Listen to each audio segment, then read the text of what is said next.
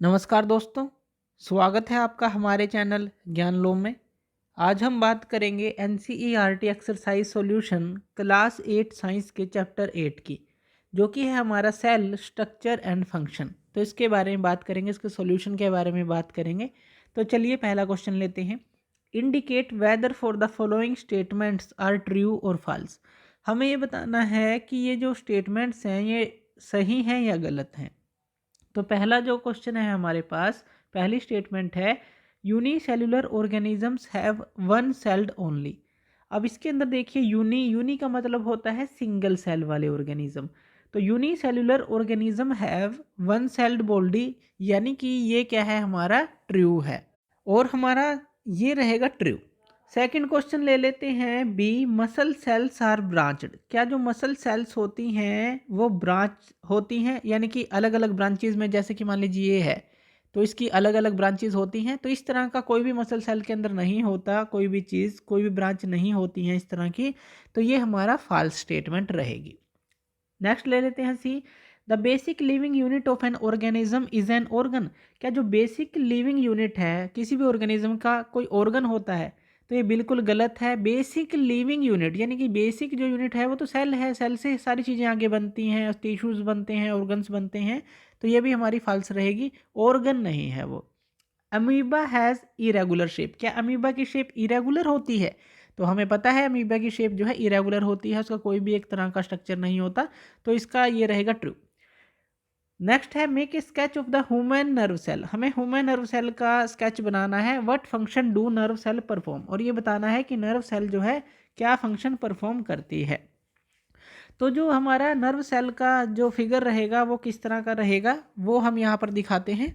तो यहाँ पर हमने ये फिगर दिखाई है, ये जो फिगर है नर्व सेल की इस तरह की लगभग ये होती है और ये एक ब्रांचड की तरह होती है। जैसे कि ये जो ब्रांचेज हैं जिनको हम डेंड्राइट बोलते हैं, तो इन ब्रांचेज को हम क्या बोलते हैं? डेंड्राइट्स। तो ये हमारी होती हैं डेंड्राइट्स, जो ये इस तरह की डेंड्राइट आप बोल दीजिए, डेंड्राइट्स बोल दीजिए इस तरह के। और ये बीच में ये जो दिखाया गया है ये न्यूक्लियस होता है और ये होता है एक्सोन, इसको हम एक्सोन बोलते हैं। इसी तरह से जो पीछे है ये एक्सोन टर्मिनल आप बोल सकते हैं, ये जो चीज़ हमने दिखाई है। और बीच में इसको हम सेथ बोलते हैं, ये जो है इसको सेथ बोलते हैं, SHEATH, सेथ बोलते हैं। तो माइलिन सेथ होती है ये, इसको हम बोलते हैं। और इसके बीच में यहाँ पर सेल होती है जिसको हम स्क्वेंस सेल बोलते हैं। तो लगभग इस तरह का जो शेप होती है नर्व सेल का होता है इस तरह का। अब ये फंक्शन क्या करती है जो नर्व सेल जो परफॉर्म करती है? तो जो मेन फंक्शन है इस नर्व सेल का, ये मैसेज को ट्रांसफ़र करती है ब्रेन को। तो मान लीजिए कोई ऑर्गन है, कोई वो उसने कोई मैसेज दिया और वो मैसेज जो है हमें ब्रेन तक पहुंचाना है। तो ये क्या काम करेगी? ये मैसेज ट्रांसमिट करेगी ब्रेन को। तो ये क्या है, एक ऑर्गन से उसको रिसीव करेगी और ब्रेन को ट्रांसफ़र करेगी। इसी तरह से ब्रेन से फिर दोबारा से जो है कहीं पर मैसेज को ट्रांसफ़र करना है तो ये भी काम करेगी, यानी कि ये दोनों काम करेगी। कि ऑर्गन से लेना कोई भी मैसेज, रिसेप्टर की तरह वो काम कर रही है ऑर्गन अगर, और फिर जो है उसको भेज देना ब्रेन के पास, फिर ब्रेन से मैसेज लेना। यानी कि इसका काम क्या है? मैसेज को ट्रांसफ़र करना है, मेन काम। जो पूरी बॉडी है आपको सेंस होता है, आपको कोई टच करता है तो वो जो है एक तरह का मैसेज है। आपको चोट लगती है, आपको दर्द महसूस होता है, वो मैसेज है। इसी तरह से पेट में दर्द होता है, वो एक मैसेज है। तो डिफरेंट पार्ट जो है बॉडी के वो वर्क कर रहे हैं अलग अलग तरह के।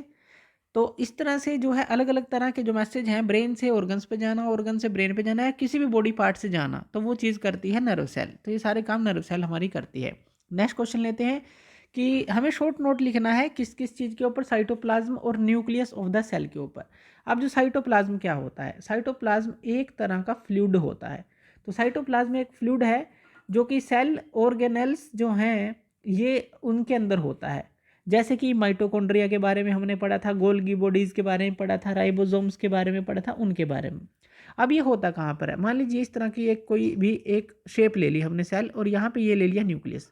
तो यहाँ पर हमने ये न्यूक्लियस लिया है और ये हमने एक सेल वाल ले ली, तो ये सेल वाल ले ली, या आप कहें कि सेल बाहर की उसकी एक बाउंड्री ले ली। तो ये कहाँ पर होता है?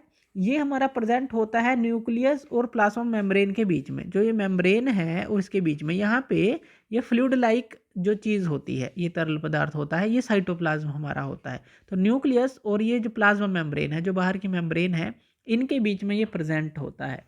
और ये काम क्या करता है, ये एक्सचेंज ऑफ मटेरियल का काम करता है सेल ऑर्गेनल्स के बीच में। और ये जो है लगभग जो है 80% पानी का बना होता है और क्लियर और कलरलेस होता है, ऐसा आप बोल सकते हैं। तो साइटोप्लाज्म को आप समझ गए होंगे, एक तरह का फ्लूइड है जो न्यूक्लियस और प्लाज्मा मेम्ब्रेन के बीच में यहाँ पर प्रेजेंट होता है। 80% लगभग पानी का ये बना होता है। नेक्स्ट लेते हैं न्यूक्लियस ऑफ द सेल। जैसे कि हमने यहाँ पे ये दिखाया जो न्यूक्लियस है सेल का, तो ये न्यूक्लियस है क्या। अब जो न्यूक्लियस होता है ये double membrane bound cell organelle होते हैं जो कि यूकैरियोटिक सेल में पाए जाते हैं। तो यूकैरियोटिक और प्रोकैरियोटिक इनके बारे में हम पढ़ चुके हैं चैप्टर के अंदर।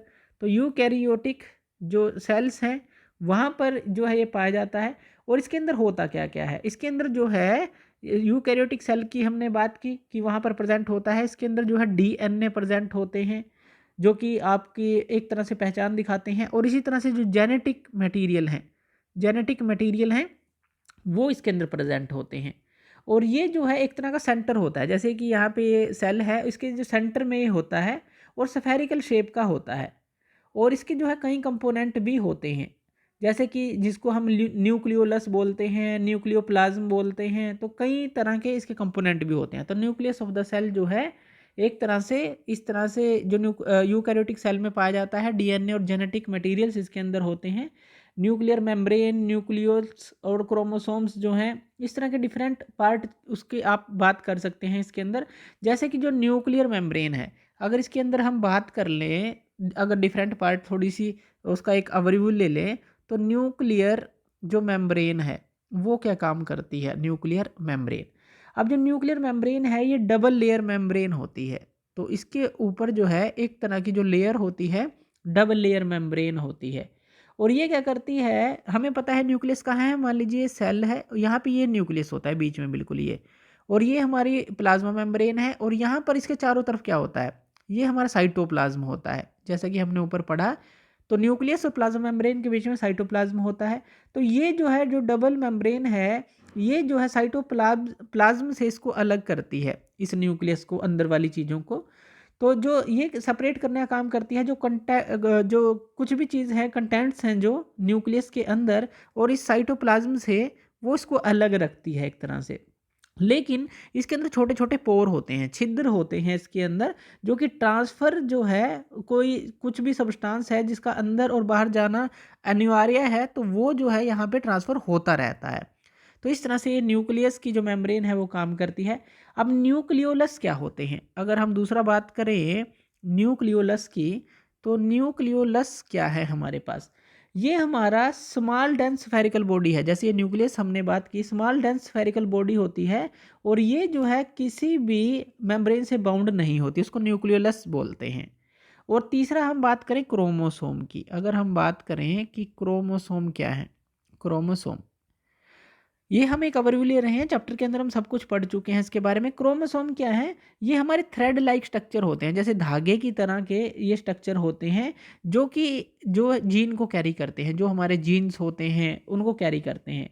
अब ये जो क्या करते हैं, जैसे पेरेंटल जो करैक्टरिस्टिक्स हैं, पेरेंट्स से जो बच्चों के अंदर, चाइल्ड्स के अंदर जो चीज़ें जाती हैं उनको एक तरह से ट्रांसफ़र करने का काम करते हैं। नेसेसरी जो इन्फॉर्मेशन है ट्रांसफ़र करना करैक्टरिस्टिक्स की, जो पेरेंट्स से जो बच्चों के अंदर अपने जीन को ट्रांसफ़र करना, या फिर जो इस तरह की चीज़ों को ट्रांसफ़र करना, वो इसी के कारण से, क्रोमोसोम्स के कारण से ही पॉसिबल हो पाता है।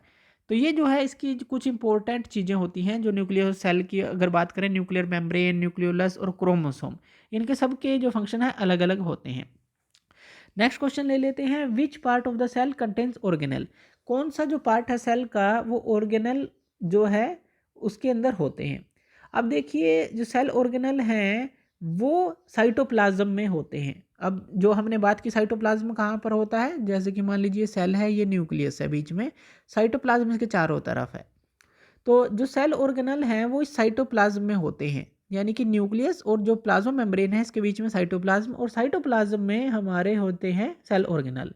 और ये जैसे कि हमने बात किया, जो साइटोप्लाज्म होता है ये क्लियर होता है, साफ होता है, कलरलेस होता है, जो कि हमने इसके बारे में ऊपर पढ़ा, कलरलेस होता है, 80% लगभग ये पानी का बना होता है। तो ये जो है ऑर्गेनेल्स रखता है। ऑर्गेनेल्स इसके अंदर होते हैं जैसे माइटोकॉन्ड्रिया, गोल्गी बॉडीज, राइबोसोम्स, ये चीज़ें तो साइटोप्लाज्म में होते हैं, तो इसका आंसर ये रहेगा। नेक्स्ट क्वेश्चन ले लेते हैं, make sketches of animal and plant cell, state 3 differences between them. अब हमें स्केच बनाना है एनिमल सेल का और प्लांट सेल का। पहले हम जो है इसके डिफरेंस देख लेते हैं, प्लांट सेल और एनिमल सेल के क्या होते हैं। अब प्लांट सेल जो होते हैं ये जो है लार्ज साइज में होते हैं, ये हमेशा ध्यान रखना है कि जो इसके सेल होते हैं लार्ज साइज के होते हैं, और जो एनिमल के सेल होते हैं ये इसके कंपैरिजन में स्मॉल होते हैं जो इसके सेल्स होते हैं, क्योंकि प्लांट जो है उनको लार्ज चीज़ें चाहिए होती हैं, बड़ी चीज़ें चाहिए होती हैं, तो अपनी प्रोटेक्शन के लिए, अपनी वर्किंग के लिए, फोटोसिंथेसिस के लिए, इसलिए। अब देखिए जो प्लांट है इनके अंदर एक और चीज़ है, सेल वाल इनके अंदर होती है, लेकिन एनिमल्स के अंदर जो है सेल वाल प्रेजेंट नहीं होती। इनके अंदर सेल वाल क्यों होती है हमने डिस्कस किया था, क्योंकि ये मूव नहीं कर सकते, सीजनल चेंजेस से इनको बचना होता है, तो इसलिए सेल वाल की एक परत होती है जो इनको बचाती है। इसी तरह से ये इनकी जो प्लांट सेल हैं इनके जो वैक्यूल्स होते हैं, वैक्यूल्स जो होते हैं वो भी लार्ज होते हैं, बड़े होते हैं, लेकिन इसके वैक्यूल यानी कि जो खाली सा स्पेस आपको दिखता है सेल के अंदर वो चीज़ है, तो इसके अंदर भी जो है कई चीज़ें होती हैं, तो वैक्यूल्स इसके अंदर लार्ज हैं और इसके अंदर जो है स्मॉल होते हैं। इसी तरह से जो प्लास्टिड्स हैं वो इसके अंदर होते हैं, क्योंकि ग्रीन इसको अपनी जो प्रोसेस है वो करनी पड़ती है फोटोसिंथेसिस की, तो ग्रीन पिगमेंट होता है, तो प्लास्टिड्स इसके अंदर होते हैं। इसके अंदर जो है एनिमल सेल के अंदर प्लास्टिड्स वगैरह नहीं होते, तो ये तो इसके डिफरेंसेस होते हैं। चलिए इसकी फिगर को एक बार देख लेते हैं। तो ये आप इसकी फिगर देख सकते हैं, जो हमने तीनों डिफरेंसेस देखे, तो यहाँ पर आप देख सकते हैं जो ये फिगर है, अगर हम इसको 1 देखें तो ये जो है हमारी प्लांट सेल है, यानी कि प्लांट की फिगर है, प्लांट सेल की फिगर है, और ये जो है हमारी एनिमल सेल की फिगर है। तो प्लांट के अंदर देखिए सेल वाल भी हमारे प्रेजेंट है, वैक्यूल देखिए कितना बड़ा है, इसके अंदर ये जो चीज़ दिखाई गई है ये वैक्यूल है इसके कंपैरिजन में। और इसी तरह से जो है और चीज़ें हमने देखी, ये सारे डिफरेंसेस हैं, जैसे कि ये ग्रीन पिगमेंट हमने देखा तो इसके अंदर नहीं है, प्लास्टिड की बात की थी, क्लोरोप्लास्ट है इसके अंदर। तो इस तरह से देखिए ये जो है इस फिगर से आप समझ सकते हैं, ये तो हमारी प्लांट सेल की है और ये हमारी एनिमल सेल की है। तो इस तरह से आप इन दोनों फिगर को समझ सकते हैं और इसके जो डिफरेंसेस हैं उनको समझ सकते हैं। तो ये हमने देखे कि जो डिफरेंस होते हैं प्लांट सेल में और जो एनिमल सेल के अंदर हमारे होते हैं। नेक्स्ट क्वेश्चन लेते हैं, ये है हमारा कि हमें क्या बताना है, state the difference between eukaryotes and prokaryotes. हमें बताना है कि यूकैरियोट्स और प्रोकैरियोट्स के बीच में क्या डिफरेंस है। यूकैरियोट्स क्या होते हैं, ये हमारे, अगर हम इनको समझें तो ये हमारे मल्टी सेल्यूलर होते हैं, यानी कि अगर ज़्यादातर की बात करें तो ये हमारे होते हैं मल्टी सेल्यूलर। तो एक चीज़ तो ये ध्यान रखनी है, यूकैरियोट मल्टी सेल्यूलर होते हैं, और प्रोकैरियोट्स जो होते हैं ज़्यादातर ये यूनिसेल्यूलर होते हैं, यानी कि एक सेल वाले, तो ये होते हैं यूनिसेल्यूलर प्रोकैरियोट्स हो गए। अब यहाँ पर अगर हम जो यूकैरियोट्स की बात करें, यहाँ पे कोई न्यूक्लियर मेम्ब्रेन नहीं होती, तो इसलिए हम कह सकते हैं, तो जो न्यूक्लियस है सॉरी यहाँ पे न्यूक्लियस मेम्ब्रेन होती है, तो इसलिए जो न्यूक्लियस है वो वेल डिफाइंड होता है जो यूकैरियोट्स होते हैं, तो यहाँ पे जो न्यूक्लियस है वेल डिफाइंड होता है, लेकिन प्रोकैरियोट्स के अंदर कोई भी न्यूक्लियर मेम्ब्रेन नहीं होती, तो यहाँ पर जो न्यूक्लियस है वो एक तरह का पुअरली डिफाइंड आप कह सकते हैं वो होता है।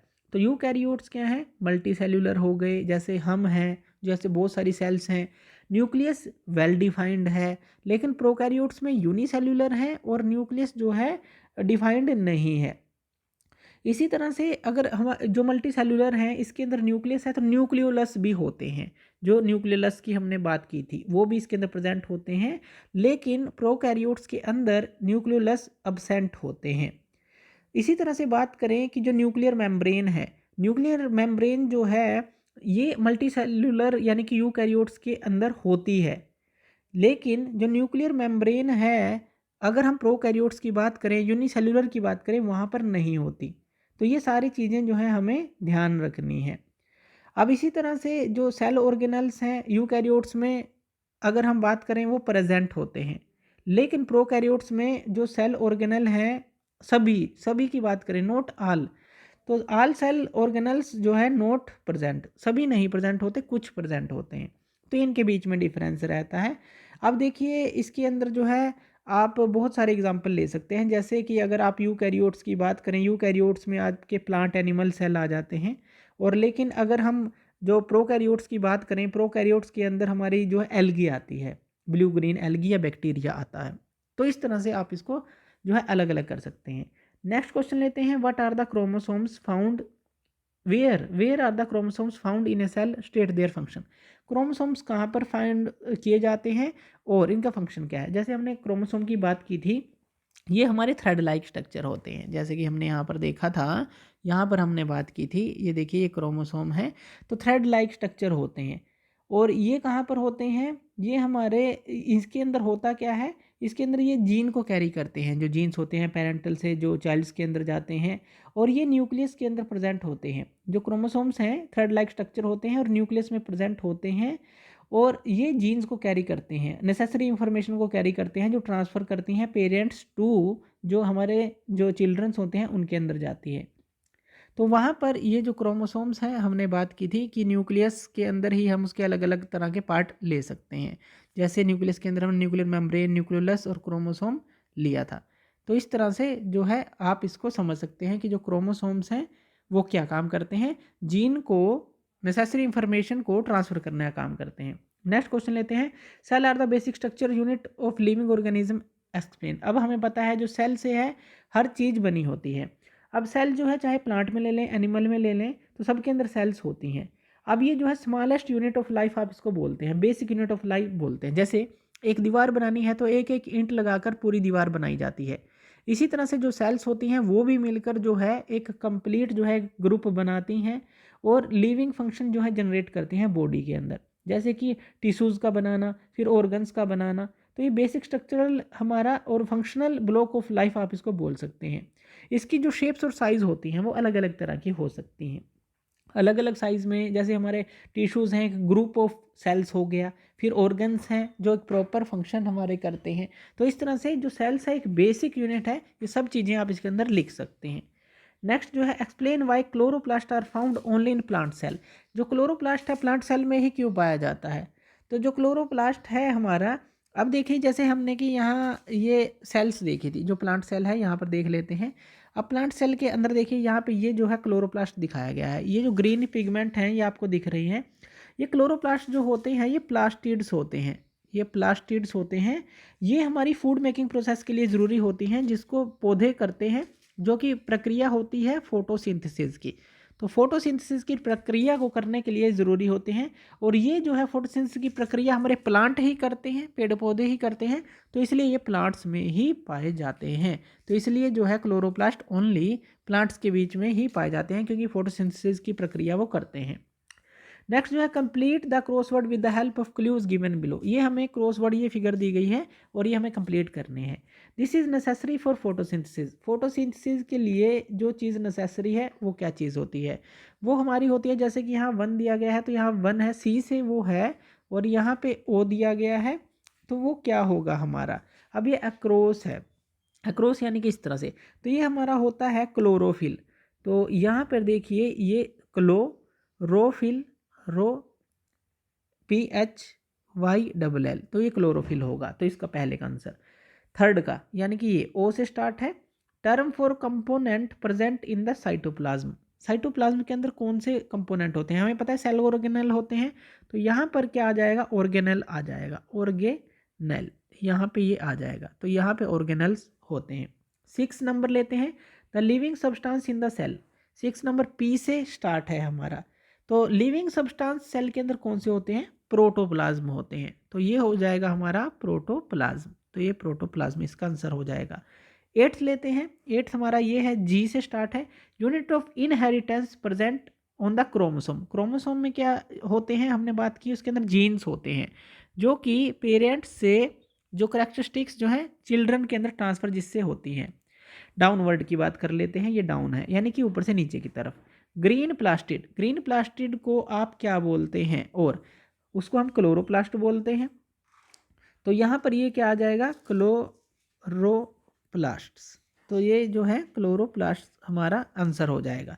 ये फर्स्ट हो गया। Second, formed by collection of tissue, tissue के कलेक्शन से क्या बनता है, टिश्यू के कलेक्शन से सेल देखिए इकट्ठी होती हैं, ग्रुप बनाती है, टिश्यू बनता है, टिश्यूज के बाद ऑर्गन बनता है। तो दूसरा जो है हमारा यहाँ पे ये ORGAN, ये ऑर्गन आ जाएगा, तो ये आंसर रहेगा। उसके बाद जो फोर्थ है, फोर्थ हमारा कहाँ पर है, ये M से स्टार्ट है।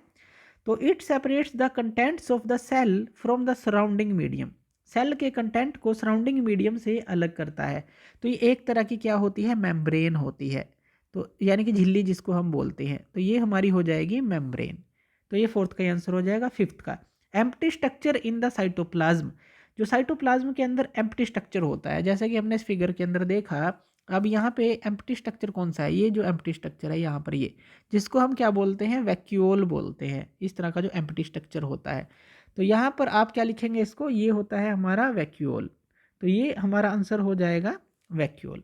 नेक्स्ट जो क्वेश्चन है हमारे पास वो क्या है, वो है एक ग्रुप ऑफ सेल, एक ग्रुप ऑफ सेल को आप क्या बोलते हैं। तो एक ग्रुप ऑफ सेल हमारा होता है, यहाँ पे देखिए सेवंथ है, और सेवंथ यहाँ पर कहाँ है, ये T से स्टार्ट है। ग्रुप ऑफ सेल को हम टिश्यू बोलते हैं, तो ये भी हम डिस्कस कर चुके हैं कि ये होता है हमारा टिश्यू। और अगर टिश्यू को अगर हम देखें आगे, वो ऑर्गन बनाता है। तो इस तरह से कंप्लीट आप कर लेंगे ये पूरी टेबल, जो जो आपको दिया है अक्रॉस दिया है, आपको हिंट भी दिया है कुछ कुछ बीच में, तो ये आपको कंप्लीट कर लेते हैं, बेसिक है बिल्कुल। तो ये जो है आपका पूरा हो जाएगा क्वेश्चन। तो थैंक यू वीडियो देखने के लिए, और इसी तरह की वीडियोज़ के लिए आप हमारे चैनल ज्ञान लो पर हमें सब्सक्राइब कर सकते हैं। धन्यवाद।